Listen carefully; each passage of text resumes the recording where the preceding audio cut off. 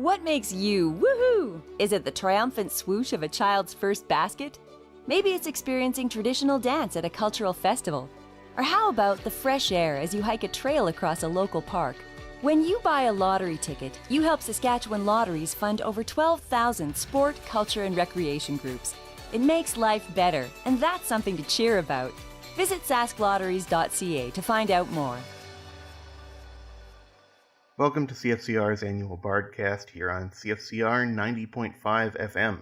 I'm your host, Stephen Rutherford, and we have interviews with Kevin Williamson and Carol Greyeyes today, who are in this year's Shakespeare on the Saskatchewan productions of The Merry Wives of Windsor, Hamlet, and Titus A, Puppet Revenge. For more information on the shows, don't forget to check out shakespearesask.com or call the box office at 306-652-9100. My name is Carol Greyeyes, and this is my first summer at the festival.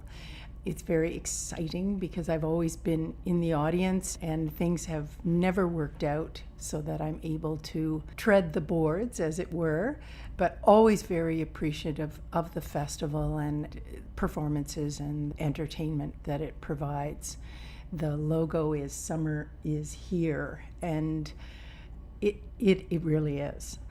Like, seeing it from the perspective of an actor, I'm in Titus A, Puppet Revenge. I play a multitude of characters, which we all do, and I'm also a couple of characters in Merry Wives of Windsor. My name's Kevin Williamson. I'm acting in Hamlet and The Merry Wives of Windsor. This is my first time acting at the festival as well. I play Claudius and the Ghost in Hamlet, and Paige in The Merry Wives of Windsor. So you're both going back and forth between comedy and tragedy night tonight, yes? I haven't seen Titus yet, so I've heard it's very funny too, though. So well, there are parts where it is so tragic you have to laugh just as a release, and it does get outrageous, and the response is usually laughter. It's like we have to laugh. But I must say that Merry Wives is a wonderful antidote to the death and the rapes, the murders and massacres, as Aaron says in Titus A. Yes, I'd have to agree with that in terms of Merry Wives to Hamlet as well. It's a very enjoyable counterpoint to the tragedy. Carol, can you talk a little bit about what it's like to go back and forth between acting as a regular actor and also acting as a puppeteer? When Will asked me to do this, I was a last-minute replacement, actually, and I was teaching up at the university, teaching acting. The thing that appealed to me the most was doing the puppets. I've never done puppetry before, and that was a creative challenge that I really relished and looked forward to doing. I love, and I didn't expect that I would love this, but I love saying the words. Now I get it. In the past, I've performed in Shakespeare before, but maybe I'm at an age, I don't know what it is, but all of a sudden I really love he was a genius, and I love the poetry, I love the words, I love the big ideas. When I was watching Hamlet the other night, it was like soaking in, like they have these sensory deprivation tanks where you just go in and then your mind is free to wander. And that's how I felt in the tent, listening to those words in the air and the big ideas that they sparked. It was great. And so I'm really enjoying that. Going from, the regular stage acting is interesting. I've made a career of world premieres, which means I do a play. I'm in the first production of a play, and then it's never seen again. Aww. It's fun because you get your name in the front of the book. This play was produced and this date and by this cast. But I get now why Shakespeare is so enduring. It just goes on and on and on and on, and there's constantly ways to reinvent. And that's the feedback we've been getting from the puppet show. And the question is always, why would you do Shakespeare with puppets? Why Titus Andronicus with puppets? One of the answers might be that there's a little bit of distance with the violence, so that you can do things to puppets like disembowel them on stage, cut off their hands, rape them, cut out their tongues. You can do that without endangering live actors. But on the other hand, what we've discovered is that our audiences get so invested in the puppets so that they actually transfer and project themselves onto the puppets. So whatever the puppets are going through, they're feeling as well. So it is really challenging as an actor, because you're basically channeling your entire spirit and energy and interpretation and emotions through this little 2.5-foot inanimate thing and animating it. And Kevin, just sort of riffing on the subject of sort of the enduring nature of Shakespeare's work, I know that you've even produced, I think, a couple of Shakespeare shows in the past. Yeah. I've been involved in one form or another with Shakespeare plays for, goodness, over 40 years now. Interestingly, the first part I ever played was in Merry Wives of Windsor. I got to say the immortal line, "To the laundress, forsooth." And the second part was the ghost in Hamlet, I think. Yes, that is right. And I mean, what Carol says is absolutely right. There's something about the genius of Shakespeare, and I think one of the reasons why it's so marked here in Saskatoon and in Canada and North America in particular is that it's so stylized and heightened. And in the current time frame, a lot of storytelling, particularly on the stage, that we like to engage in is much more naturalistic.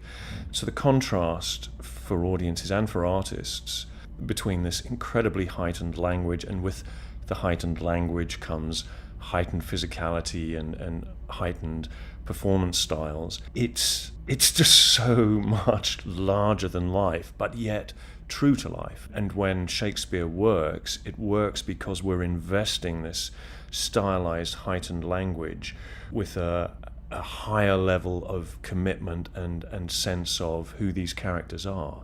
And when you manage to do that as actors and as a cast bringing a play to life, I think the payoff is absolutely massive. You know, the level at which you're asking the audience to engage and asking yourselves to engage in as well, it just has this exponential explosion of understanding, appreciation, drama, emotions. I mean, he really is a genius. You can use the word way too much, but the thing is, he'll write a line, just one line, in iambic pentameter, so it has a rhythm. So it's getting to you subconsciously. It's affecting you, whether you know it or not. It's affecting you as an actor, and then, of course, it comes through the actor to the audience.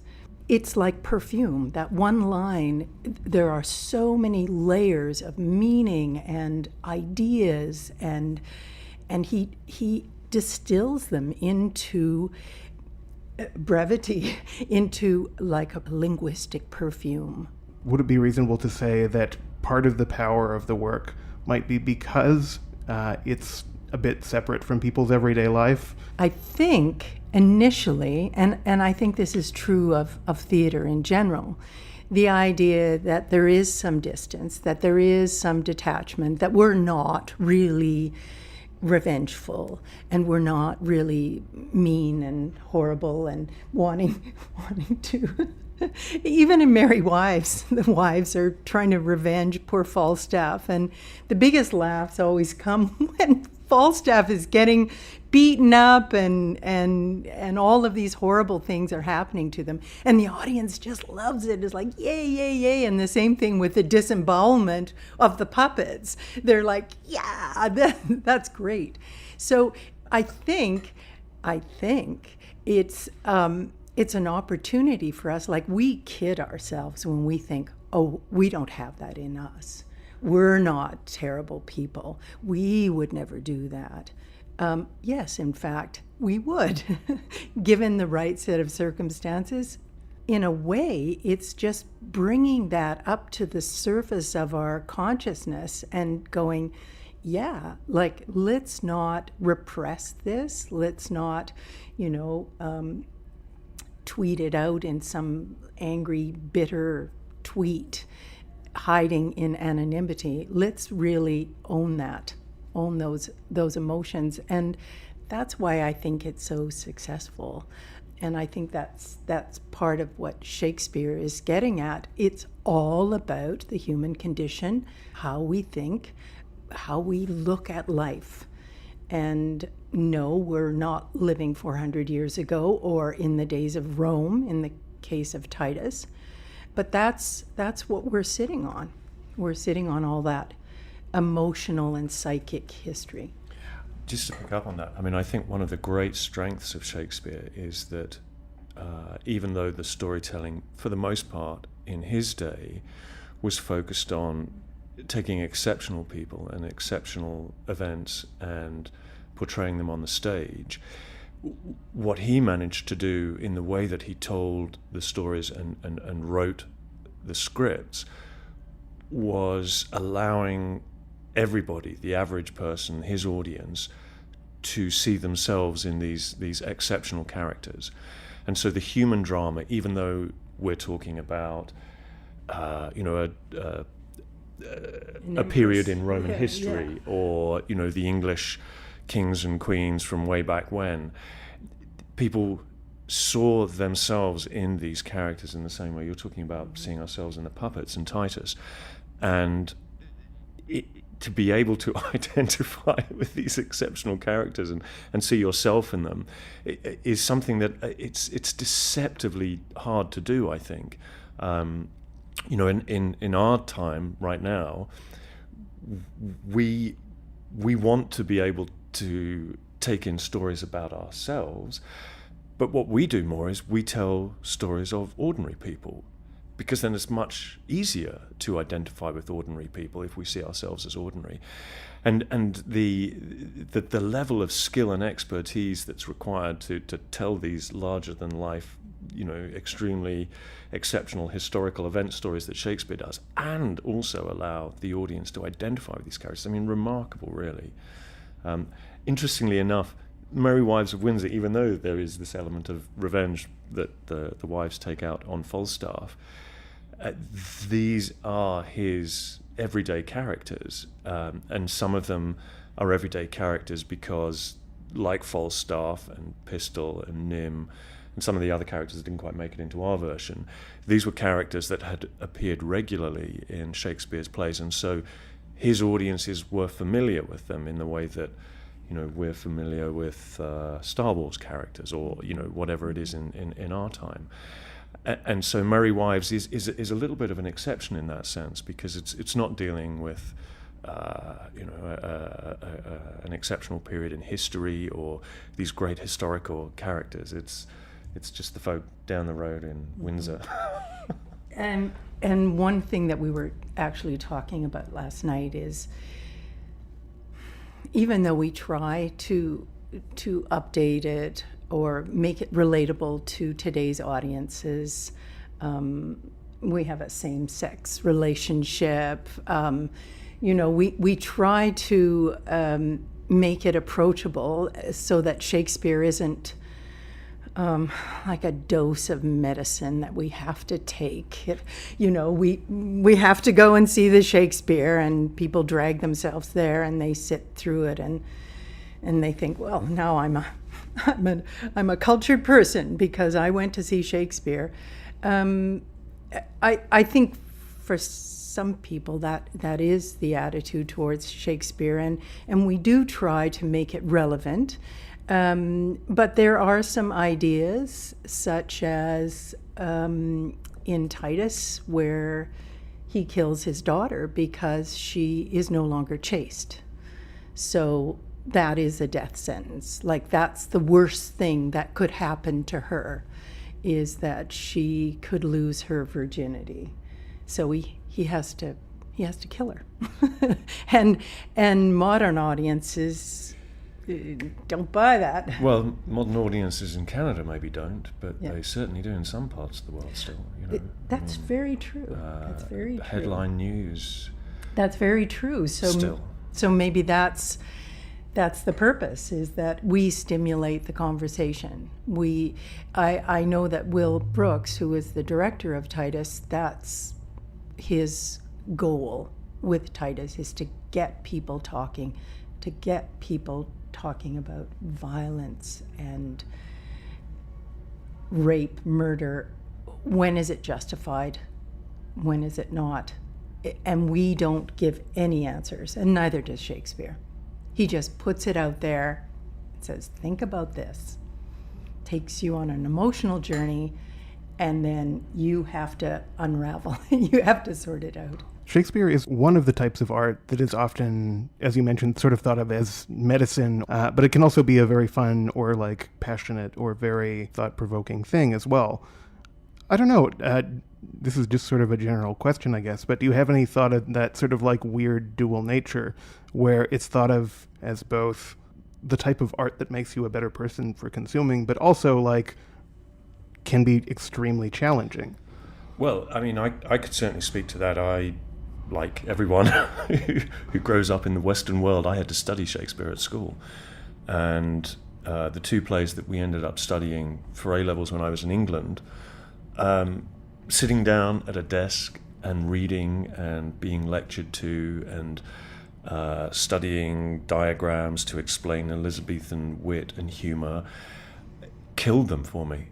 And for the longest time after I left school, I found it impossible to enjoy productions of these two plays that I'd had to study in great detail. One of which was King Lear, possibly, one of the finest tragedies ever written in the English language. And the other was Much Ado About Nothing, possibly one of the finest comedies. And I'm happy to say I do enjoy them now. But, I think it's very easy, particularly when we're younger and we're growing up and we're being force-fed things as young students, it's very easy to forget that Shakespeare wasn't written to be studied. It was written to be performed and enjoyed. And I would actually suggest that if anybody, regardless of how many plays they've been to, regardless of what they've studied, what their educational background is, I would actually suggest that if someone doesn't enjoy a Shakespeare production, it's more likely than not to be the fault of the production. And so this idea of medicine, I think it's possibly a little bit of self-defense that gets used by some artists to defend the fact that people don't enjoy their productions. If you've got a Shakespeare production and the audience aren't enjoying it, you're doing something wrong. And I think it's sometimes very easy to just accept that idea that it's this medicine that you have to take and then you become a more cultured person. I actually reject that. I think that we need to be sure as artists that we're setting the bar high enough and that we're remembering what the aim of Shakespeare is, which is to be performed live in front of an audience for their enjoyment. One thing that our director Greg Ochitwa said to us, he directed Merry Wives, he said, just remember that you're performing a service for 2 hours. People are going to forget about what's happening out there. They're going to laugh, they're going to enjoy, they're going to become engaged as a group. Everybody in the tent becomes part of this performance, part of this happening, I guess, to use a 60s term. And we all come together, and whether you enjoyed the production or not, our lives are changed. And I find that really reassuring when I'm going off to work, that, let's go and make some people laugh. Let's take them away from all of the troubles that are happening in the world and just give them something to enjoy. It is an opportunity for people to come together. And when I was going to see Hamlet as an audience member, I all of these people streaming down to the riverside and coming into the tent, it was a really exhilarating feeling. And I was very proud to be part of it. I just thought, this is a wonderful opportunity. Along those lines, there's a sort of general theater question that I tend to ask people, and that is sort of like, what is unique about theater as an art form? Is it that communal aspect? Is it that the sort of temporary nature where a show goes up and then comes down and that show just ceases to be? Or is it something else? Well, I think the idea of the communal experience is a very important aspect of it, for sure, possibly the most important aspect. But the other main ingredient, to my mind, is the fact that it's live. And when something is live, the unpredictability of it, the excitement and the danger that comes from watching another human being, a group of human beings, tell a story for you live. It's in our DNA. I mean, it's probably some of the earliest experiences that we have as children is listening to a story, being told, that we hear, and our imagination is fired by these new people that we meet, the exploration of events and new places. And I think it opens up our minds to the potential of being connected globally as a race, as human beings, and how wherever we are, whatever country we're in, whatever time we're living in, this is something that we all share. And yeah, we can all sit down and read a book, and we can all listen to a record or go and watch TV, but there's something that's amplified by theatre, by live performance, and then doubly amplified when you're watching it with a group of people, that just elevates this experience, and I think opens up more aspects of it to us. I mean, if we have a shared communal experience afterwards, we get to talk about it, and you could have these wonderful conversations where a group of people who've all just come out of watching the same performance have got completely differing opinions and perspectives on what just happened, and the way that it triggers off ideas and exchange of ideas between people, and then when these ideas are exchanged, hopefully we all reconsider the way that we view the world that we live in. Theatre has this incredible potential to bring about change in the world. It doesn't get used for that very often, certainly nowhere near as often as it ought to. But I think it's rare to find that potential in other art forms. Yeah, I completely I agree. I remember in the 80s, theater seemed to be in a bit of a decline. And it was this notion of that it was live. Television, there was a fear that television and movies, everything was going to take away from theater. And certainly in Toronto, where I lived for a number of years, right now in Toronto, the audience numbers are dwindling. But it's the live experience that cannot be duplicated by sitting in front of a little screen on your cell phone. And that is not a shared experience, even though, there's people all over the world are streaming the same material. It's not the same. Lee Miracle, who's a Coast Salish writer, described theater as being a spirit-to-spirit connection. And you cannot have that through an inanimate object. It actually happens between the artist and the audience, and then it's a feedback loop. They connect to you, and then that affects you, and you connect to them, and it goes like that. And you know, the musicians kind of have it figured out.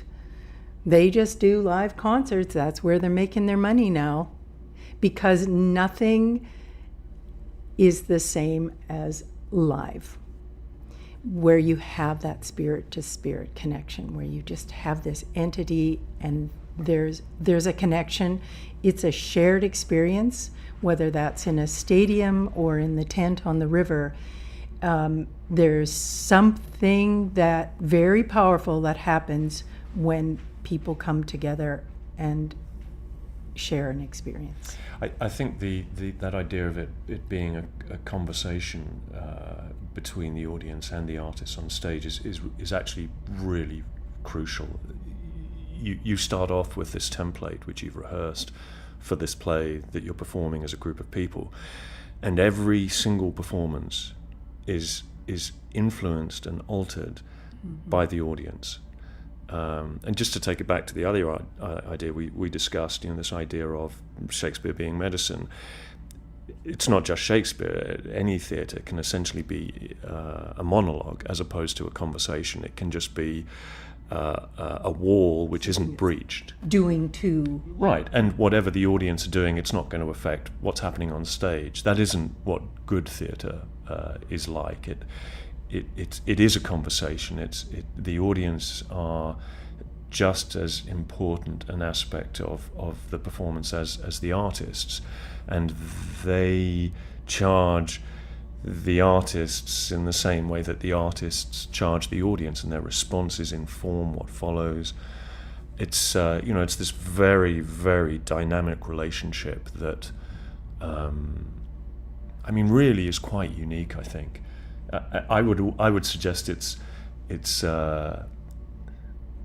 I was going to say it's different to the way that live music is responded to by an audience, but perhaps it isn't. I'm not sure. There's probably similar elements. Yeah. And the other thing I think is certainly my experience with doing the puppets is that it is probably one of the most collaborative art forms there is. I mean, I can say this just because I'm an actor. I haven't been a musician, but as a painter, you're off. I'm a writer as well, so I sit at a desk all by myself and come up with ideas. Whereas doing the theater, there are no, certainly in Titus, there's no, they say there's no small parts. We have to work literally hand in hand to animate the puppets and to tell the story. There's no one actor. I mean, yes, you do have some monologues where you're controlling the puppet alone, but to tell the story takes all of us. So it's highly, highly collaborative, and that for me is a wonderful experience because you're building on each other's strengths, you're holding each other up, and it's wonderful. It's a wonderful feeling. There's no stars. The egos necessarily have to be deflated a little bit, or we have to work together. This has been CFCR's annual Bardcast. For more information on what's happening at Shakespeare on Saskatchewan this year, you can visit their website at shakespearesask.com. Thank you so much for listening. What makes you woohoo? Is it a child's glowing smile as she bows on stage? How about the crack of ball-meeting bat at a Little League game? Or maybe it's the joyful laughter of active kids at a playground. When you buy a lottery ticket, you help Saskatchewan Lotteries fund over 12,000 sport, culture, and recreation groups. It makes life better, and that's something to cheer about. Visit sasklotteries.ca to find out more.